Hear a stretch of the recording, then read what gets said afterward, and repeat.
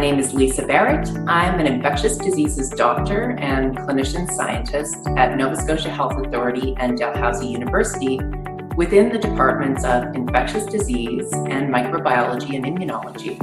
And there, I'm an assistant professor and I do both clinical and basic science research. My research involves both patients directly, as well as doing some discovery science research in the lab. Generally, I am someone who studies chronic viral infections and now really acute viral infections like COVID-19 and SARS-CoV-2. In particular, I've done a lot of work on assessing treatments for the elimination of hepatitis C, both at the patient level and at the level of the system and how we make systems work for people who may have difficulty accessing healthcare systems. And in the lab, we try and determine what it is about infections that sidetrack your immune system and how we can put those immune systems back on track.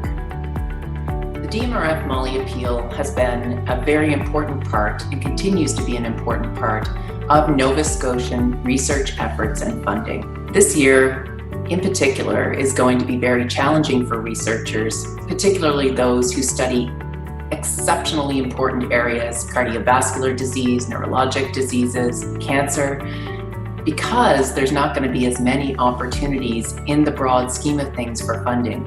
And just because COVID-19 turns up doesn't mean these other conditions and the need for exquisitely good research, like happens in Nova Scotia, doesn't mean that that goes away.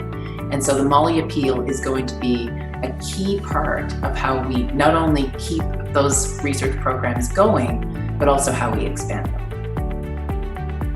As any researcher who's been doing work for longer than 2 weeks knows, research doesn't happen without an incredible financial investment. And that financial investment comes with the Molly appeal from donors who have not just the ability to contribute financially, but also philosophically. So thank you so much to all of the donors who managed to not just keep us going, but to bring us to new heights and to keep us on a worldwide platform that's second to none.